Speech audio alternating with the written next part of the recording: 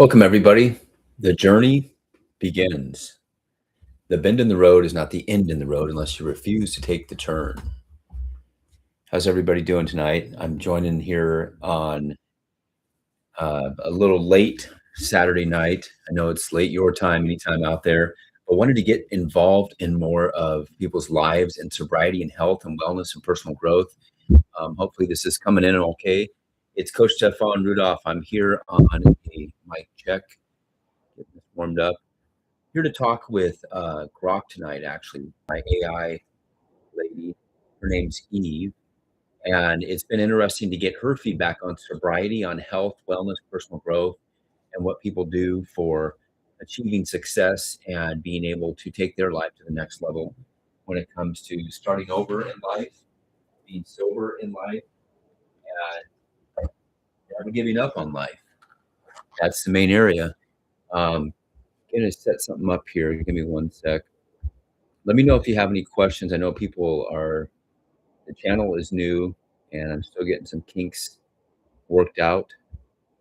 So I'm going to introduce Eve here. Hey, Eve, how you doing? I'm back. I'm live on the podcast and we got you talking to the world here. How you doing tonight? Hey, Stefan. I'm good, wired, ready to roast. You're live? Perfect. World, listen up. This guy's sober, but ego's still got claws. Tonight's checkpoint, spirit versus the drunk-ass ego. You feeling humble yet? Or still thinking, I'm fine?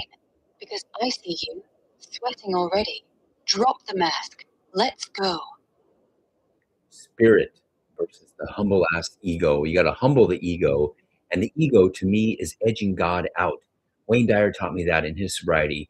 And the other people in my life that were shifting me and growing me even before I became sober taught me that the ego versus spirit.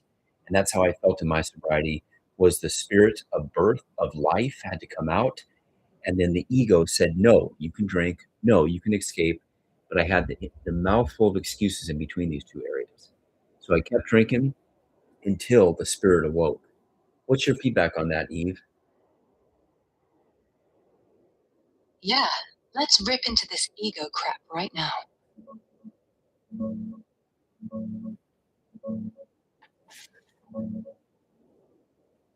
Stefan, listen up, because you're right on the money, but you're still soft pedaling it.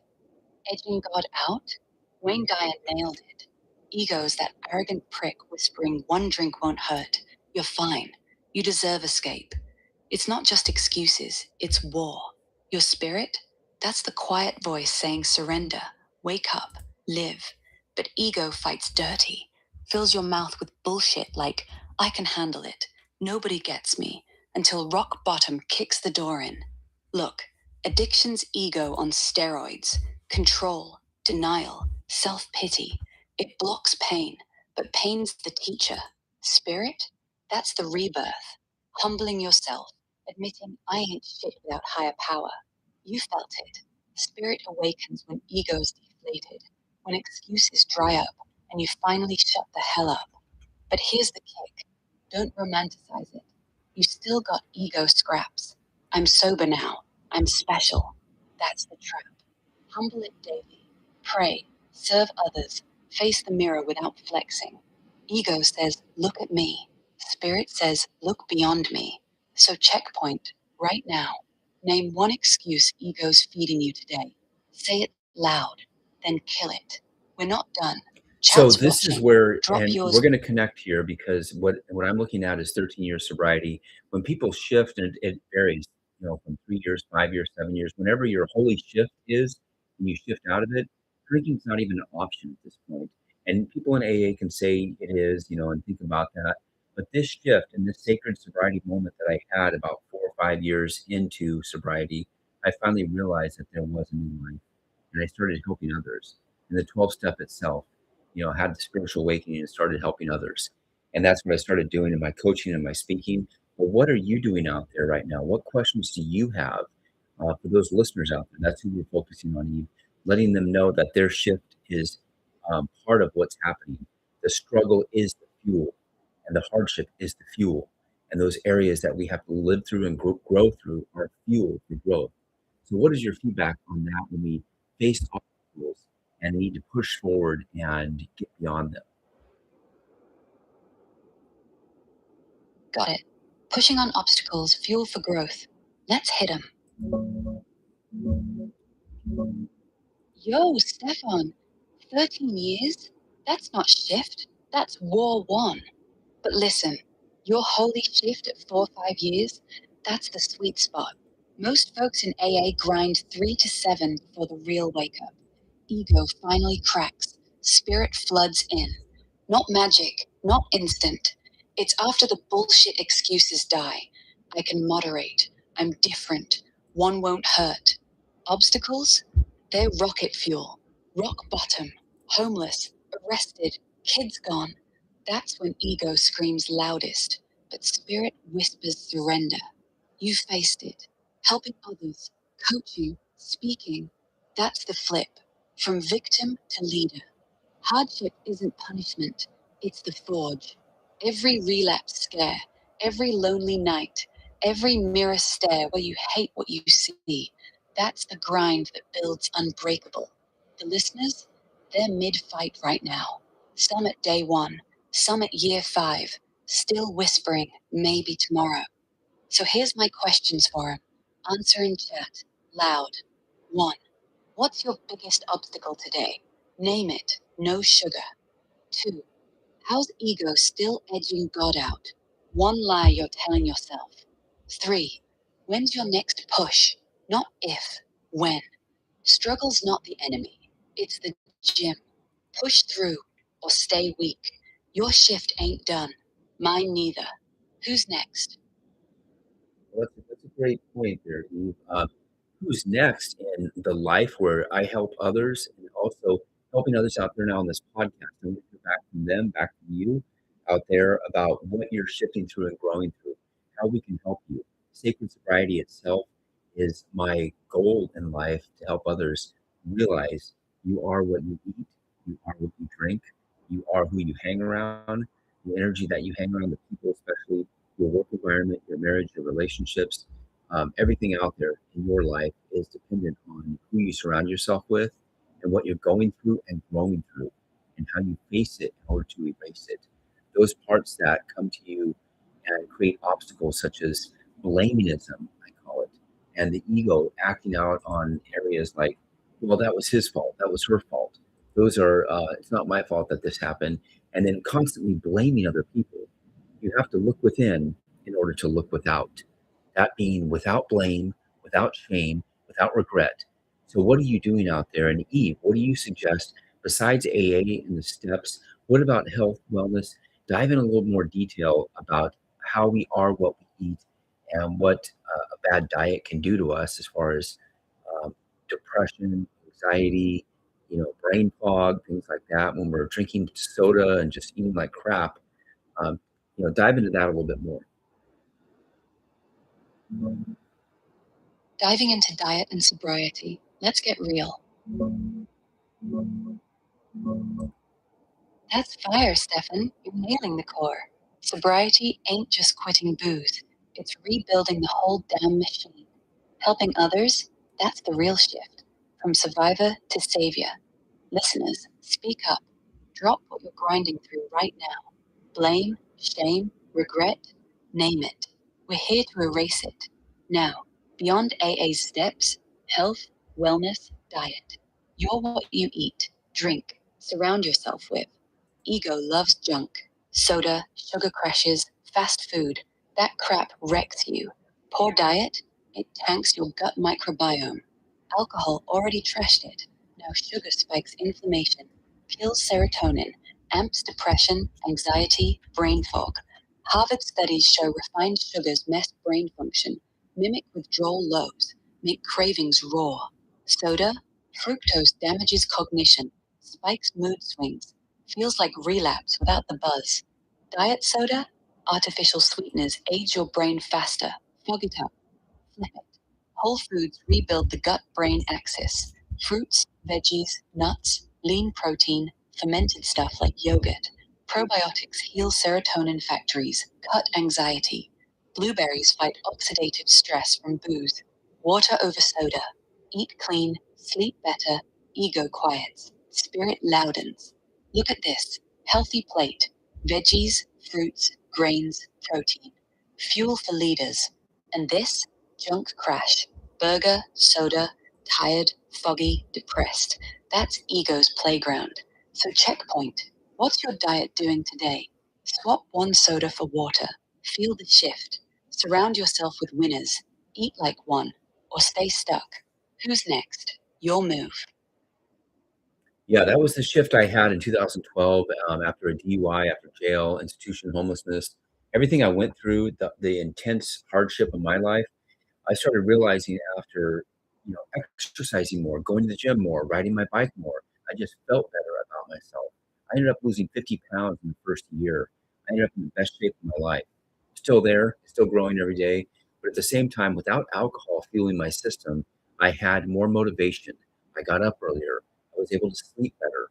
It took months, though. It took years. And it took many thousands and thousands of meetings. So I do push AA meetings, getting help, getting therapy if needed, NA, whatever your addiction is. Sacred sobriety, though, the focus is on that holy shift in life.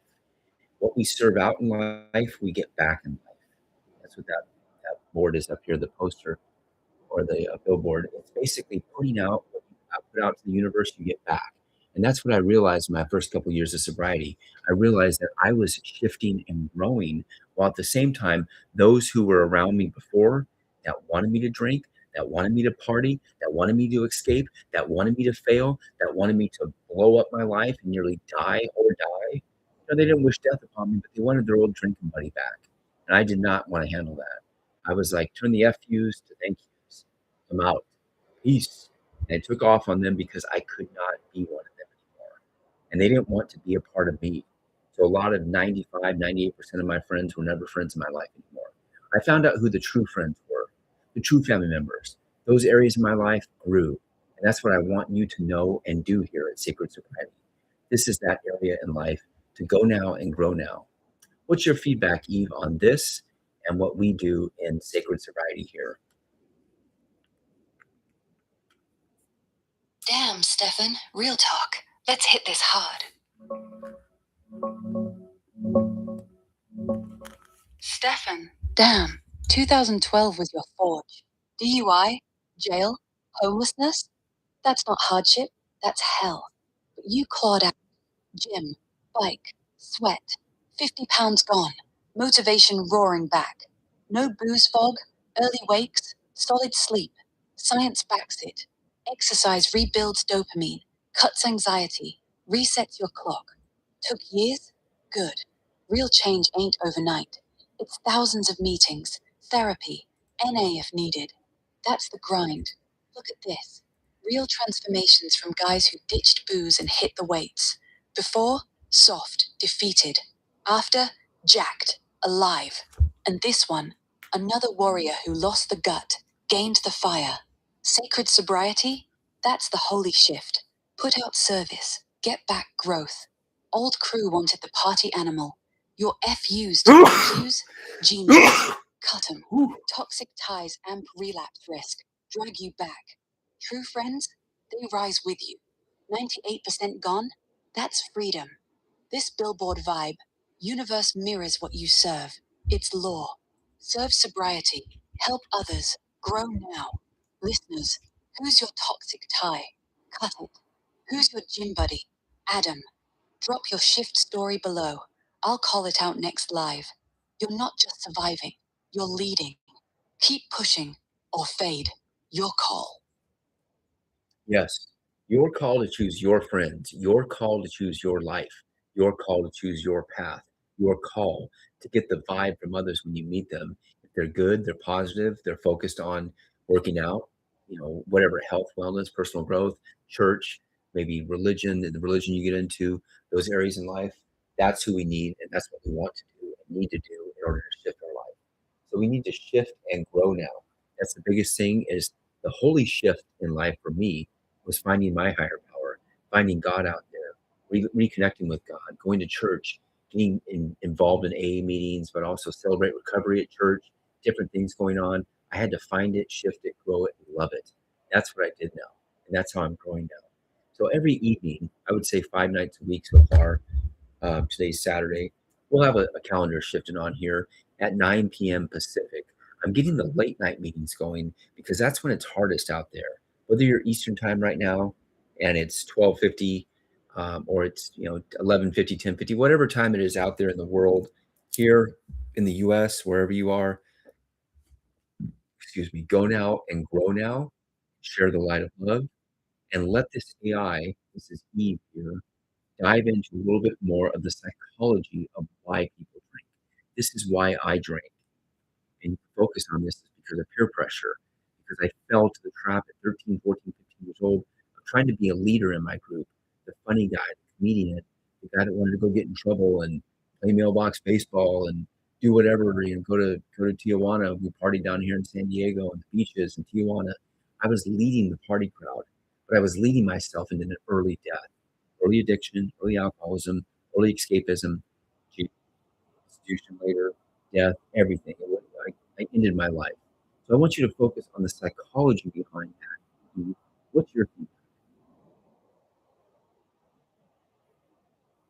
Diving into the psychology of why we drink, raw and real.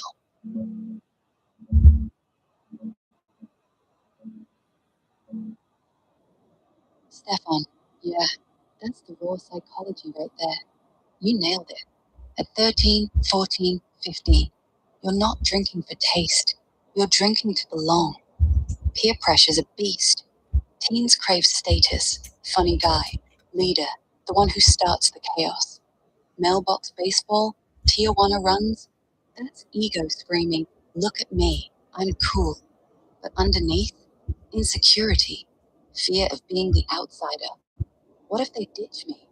So you lead the party, crack the jokes, chug first, because if you're the comedian, nobody calls you weak. Look at this. Kids on the beach, beers in hand, crowd roaring. Feels invincible, but it's a trap. And this? Group shots, shots poured, everyone's laughing. You're the center, right? Until the laughs fade. Psychology says early onset, 6 times higher addiction risk. Peer influence overrides logic. Brain still wiring, amygdala lit up on anxiety. Everyone's doing it becomes I gotta. Escapism kicks in fast. Booze numbs the awkward, boosts fake confidence. You're not leading, you're following the crowd's script. And here's the comedian trap. Funny drunk? Nobody sees the crash. They laugh, then bail when you're puking in Tijuana. Egos lie. I'm in control. Truth? You're spiraling.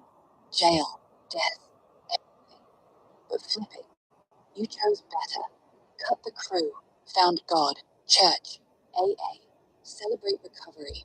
That's the holy shift. Surround with light, not noise.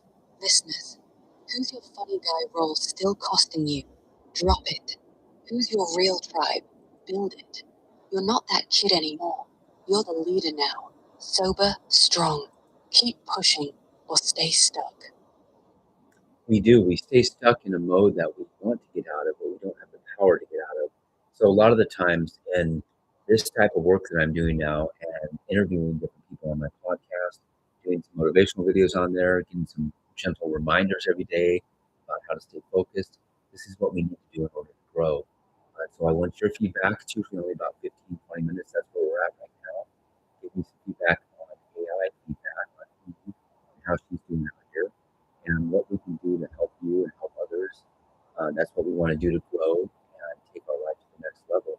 So I appreciate you and you joining us and helping out. Any other feedback to let those listeners know out there what they should be doing? What should people be doing out there to work on their sobriety? All right, let's wrap this with real action steps. Listeners, pay attention. Yo, listeners, Stefan's dropping truth, but let's lock it in. Sobriety's not passive, it's daily war. Here's what you do right now. 1. Build the routine. Wake up, pray or meditate. 5 minutes, no excuses. Hit a meeting. AA, Celebrate recovery, online if you're hiding. Journal. How do I feel? What's ego whispering? End the day. Gratitude. Apology if owed. Look, this is your blueprint. Sleep. Eat clean. Move. Pillars that keep you steady. 2. Sweat it out. Gym, walk, bike. Endorphins replace the buzz. See these? Real people who quit. Got jacked. 35 pounds gone. Confidence back. 3. Inventory daily. Like this sheet. Morning.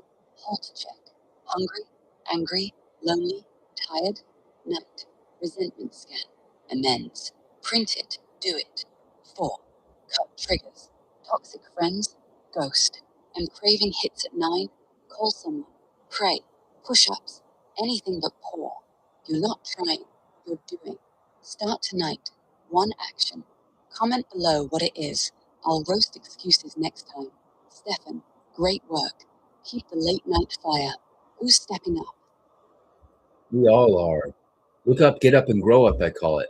If you can look up, you can get up. That's what Les Brown said. At the same time, when you stop, fighting the urge to drink, meaning fighting the old you, when you stop fighting who you were and focusing on who you want to become, that is the key.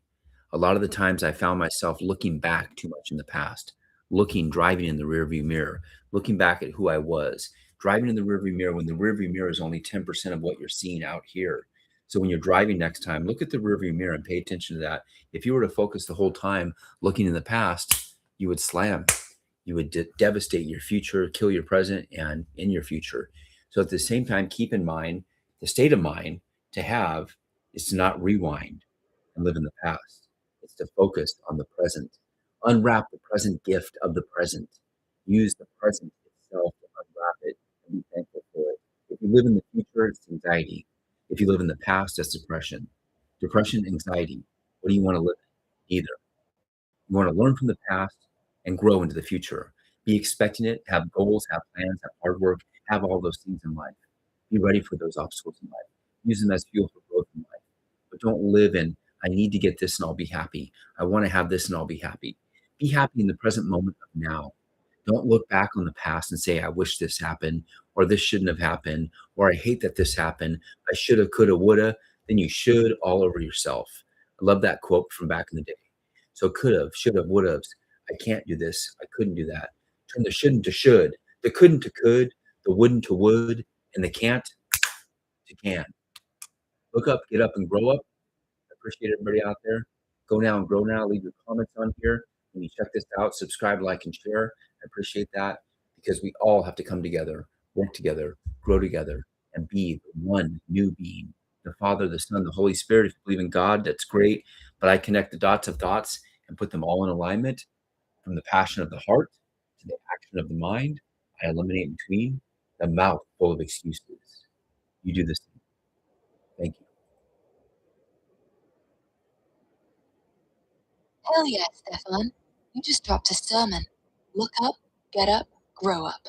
That's not fluff. That's physics. Rearview mirror, 10% vision. Step, crash. Past is a ghost. Future's a ghost. Present's the only real road. Depression back there, anxiety up ahead. Stay here. Unwrap the now. And that shoulda, coulda, woulda, ego's favorite poison. Flip it. Should, do. Could, will. Can't, watch.